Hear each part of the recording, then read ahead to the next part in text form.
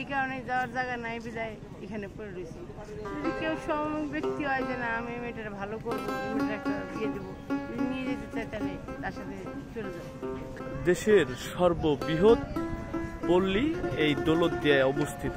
আর এই দৌলতদিয়ায় একজন পল্লীতে থাকা একজন নারী, আমরা তার সাথে কথা বলবো, শুনবো কত বছর যাবত এখানে আছেন। আমরা সরাসরি আপনাদেরকে এই মুহূর্তে দেখাবো মায়াকে, এবং মায়ার মুখে শুনবো কিভাবে এই জগতে পা দিলেন বা কিভাবে এখানে আসলেন। আচ্ছা মায়া, আমরা জানি এই দৌলতদিয়া এই বাংলাদেশের সর্ববৃহৎ পল্লী, আপনি কিভাবে এখানে পা দিলেন একটু যদি বলতেন। আসলে আমি অনেক ছোটবেলায় আমার এখানে বিক্রি করে দিয়ে গেছি, আমি তখন চিনতাম না, অনেক ছোটবেলায় আসছি, তখন থেকে এখানে মানুষ। আসলে ছোটবেলা চিনতেন না, এখানে আসলেন।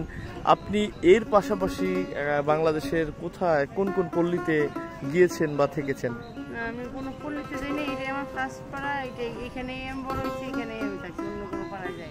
এই যে ছোটবেলা থেকে আপনি এখানে এসেছেন, এরপরে এখান থেকে আপনার যেতে মন চায় না? যেতে মন চায়, কিন্তু যাওয়ার তো কোনো জায়গা নাই, আমার মা বাপ নাই, আমার মা বাপ মারা গেছে, আমার ভাই বোন আছে, ওদের কাছে তো যাওয়া যাবে না, ওরা যার যার মতো সংসার করে খায়। এই কারণে যাওয়ার জায়গা নাই বিদায় এখানে পড়ে রয়েছি। যদি কেউ সময় ব্যক্তি হয় যে না আমি মেয়েটার ভালো করবো, মেয়েটার একটা বিয়ে দেবো, যদি নিয়ে যেতে চাই তাহলে তার সাথে চলে যাবো। এই যে আপনি বললেন, যদি কেউ সহৃদয়বান ব্যক্তি আপনাকে ভালো করতে চায়, এখান থেকে নিয়ে যেতে চায়, আপনি চলে যাবেন। আপনি আসলেই কি, যদি কেউ আপনাকে বিয়ে করতে চায়, এখান থেকে নতুন জীবন দিতে চায়, সে জীবনে পা রাখতে কি রাজি আছেন? জি, আমি রাজি আছি। আসলে এই জীবনে আপনার এই লাইফটা আসলে এখন আপনার কত বছর বয়স, বা আর হচ্ছে কত বছর বয়সী আপনি এখানে এসেছেন? আমার যখন 8-9-10 বছর বয়স তখন এখানে আসছি, এখন আমি 30 বছর চলতেছে। আমি এত ছোটবেলায়, অনেক ছোটবেলায় এখানে আসছি, আসার পর আমার নাম লেখাই নাই, আমার বাইরে রেখে মানুষ করছে, যে মহিলা কিনে রাখছিল সে বাইরে রেখে মানুষ করছে। তারপরে আমি যখন 12-13 বছর বয়স তখন আমার এই পেশায় আমি যুক্ত হই। এই যে 12-13 বছর বয়সী, এখন 30 বছরের একজন যুবতী, আসলে আপনার কিভাবে আপনার জীবনগুলো বা জীবনের অধ্যায়গুলো কেটেছে যদি আমাদেরকে একটু বলতেন।